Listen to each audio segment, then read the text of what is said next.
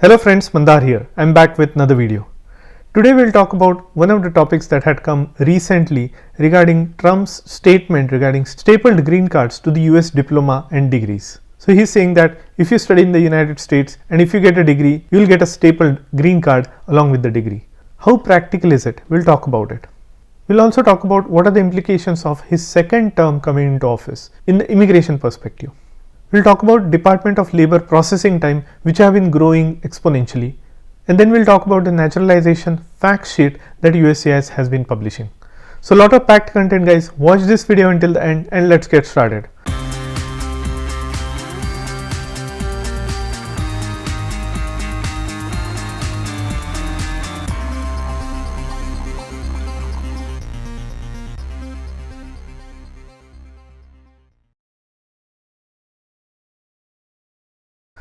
If you are here for the first time, welcome. My name is Mandar and I make immigration and lifestyle related videos for US and Canada.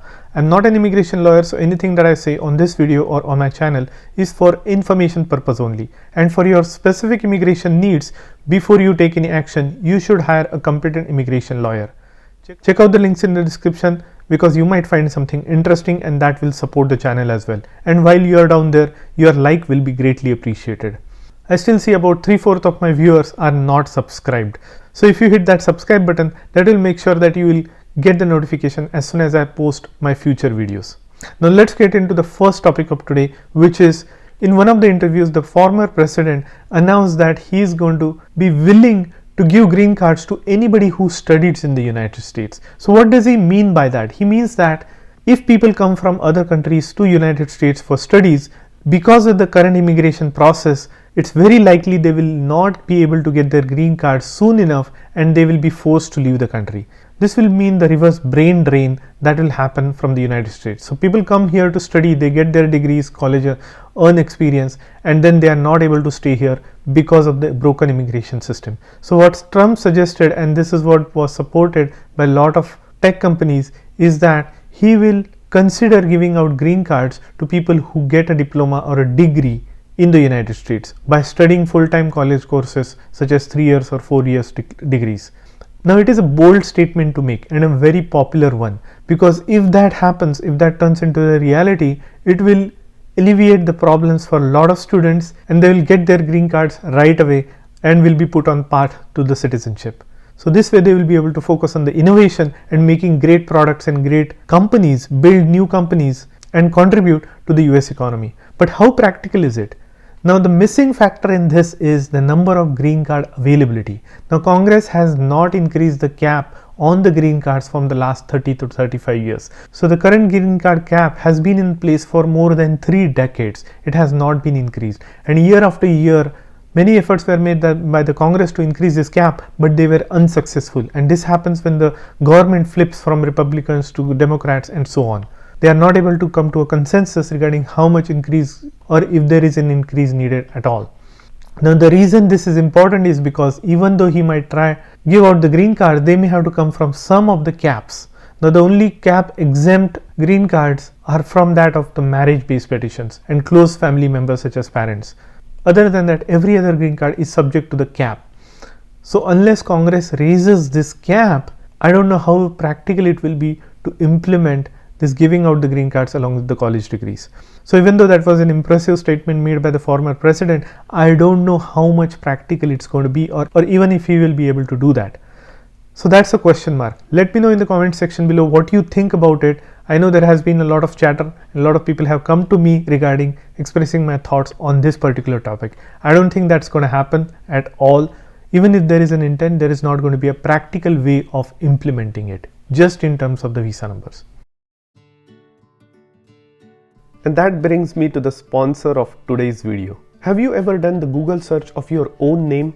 Look what I have found when I did mine. Here's what comes up. While some of this information is relevant, the other makes me uncomfortable that my information is exposed for a sale like this. Data brokers sell your information to scammers, spammers, or anybody else who may want to target you. Your full name, email address, home address, your relatives' names, health information, it's all out there. That's why I have been using Aura, sponsor of today's video. Aura shows me which data brokers are selling my information and automatically submits opt-out request for me. Cleaning up my information not only helps reduce the amount of spam I get, but it also protects me from hackers who could use this information to help them access my social media accounts, bank accounts, or other sensitive information. Aura does so much more to protect my information and my family's information from online threats I can't see. I get other features like antivirus, VPN, password management, parental controls, identity theft insurance, and more without having to download several different apps. It's really easy to set up, and best of all, I get everything for one affordable price. You may already have one or two of these tools, but not having Aura is like locking the front door but leaving your back door wide open. Aura is always on, doing the hard work of keeping me safe so I can focus on other tasks with peace of mind. I value my privacy and I value yours. You can go to my link which is on the screen and in the description and start your free 2 weeks trial.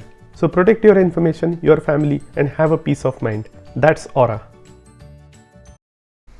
Anyways, let's go on to our next topic, which is it's becoming more and more apparent that there might be a slight edge to the Republicans in winning this election, in the next election. That means the presumptive nominee, which is Donald Trump, who was the previous president, might come back into the power. Now it remains to be seen if his policies and if his actions will be consistent with his previous term. What do I mean by that? That means entry ban, restrictions on the visa numbers, restrictions on the visas given out at the consulates, putting restrictions on the renewals, and so on. Many people had reported during that time their H-1Bs and L-1 extensions were getting denied. Now this was a big deal at the time. Now if the consulates are closed, or if he restricts people coming from outside into the United States, it will indirectly help the people who are already into the country. They might get those numbers from the Department of State. So the lesser number of immigrant visas that they process at the consulates, those numbers become available for people in the green card queue within the country, within the United States. So that will be an indirect impact or indirect benefit to people who are in the 485 process or adjustment of status process, because those family based numbers will spill over into the employment based numbers. Also the lateral numbers that are not given out at the consulates within the employment based category will spill over into the people waiting in the line for the green card. So that is going to be the indirect impact. So even if directly there will be a pain for people who are extending their visas and all, it will be a really pain. But on the other hand, people who are already in the adjustment of status, they might benefit from these extra numbers coming from family based category and lateral category from the consulates. So that is just my opinion. Let me know what you think about it, or if you have any more questions regarding this topic.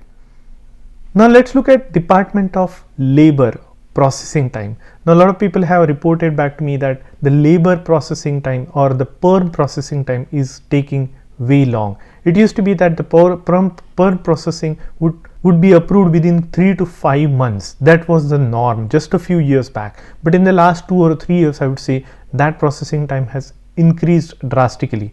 Now it is routinely reported that a perm process could take anywhere between 12 months to 18 months. And if you get RFE or if you get audited, that processing time increases even more. This is really bad, because if you have gone through the processing once and if you change the company, if the new company has to do your perm again, it's again a lengthy process. So if you are in the green card queue, if your date is about to become current, think about before changing your job. You don't want to restart that process again and get stuck into this long backlog in the perm processing. Now as you can see here, these are the processing times for the perm. Now CW1 is for green card, H1B also needs prevailing wage determination and so on, and here are the perm processes. Now as you can see, how many are the remaining applications pending since March of 2023. So if you can see, this number kind of grows as we draw closer and closer to our current date. So Department of Labor is still processing a perm application from March of 2023, so which is more than a year, about 15 months if you ask me. So those are the numbers that you can see. As you can see, nothing has been processed from May, April, March, February. These numbers kind of go down, but it depends on which perm office or which Department of Labor office this processing is going on. So as you can see, it's up to 15 months of delay as per this chart. And then the last topic of today is I wanted to share this eligible to naturalize fact sheet that USCIS has been publishing. Now this is, for example, they have published this for Buffalo, New York, and they are saying there are 21,120 people who are eligible to naturalize. Now this kind of gives you a spread of how many people are being naturalized, for how many people from different countries are being naturalized. And you can see here the largest naturalization number comes from the people who are born in Burma, followed by India, which is 1,000, and then followed by Yemen, China, Canada, and Nepal. Now there are other ways of looking at this data. As you can see, how many people stay on green card without becoming a citizen. So these are the numbers. So only 770 people are still on green card after 3 years.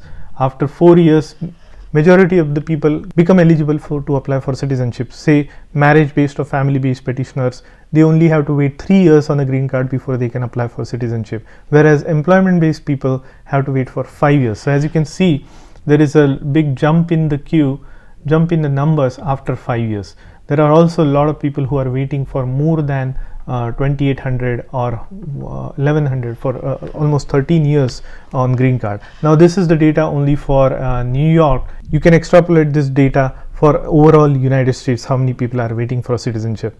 Now the citizenship processing is also taking a lot longer than it used to be. Now it's taking almost 6 to 8 months. When you apply for N400, you get a message that you might have to wait for about 7 months here in Boston area or in the Northeast area. In your particular location, maybe California or Texas, it might be even more longer. So I just thought this might give you some insights into some more data in terms of how many people are waiting on green card versus getting naturalized. Now if you want to check out my video regarding whether to become a US citizen or not, do check out it on my channel. I will leave the link in the description or on the screen for you to check it out. There are a lot of things that you might want to consider before becoming a citizen of the United States. Okay, so that's all I wanted to say in this video. I hope you are enjoying your summer. You have plans to spend with your family and travel. Do post in the comment section below what are the places that you are visiting this summer. I'll be also taking some break, so you'll see fewer videos from me in the month of July and August. But if there are any important topics such as visa bulletin or some news in the immigration space, I'll be sure to make a video on it. And in the meantime, if you have any questions, if you want to talk to me, do reach out to me on my Calendly. I do talk to people for 30 minutes with a booked call. Also, if you want to chat with me, Patreon is the best way to do it. And I'll be doing my next EB1A masterclass in a couple of weeks. So do check out that link in the description as well if you want to sign up for EB1A masterclass. So that's all I wanted to say in this video. If you like the content of this video, hit the like button and consider subscribing to my channel. And I'll see you in the next one.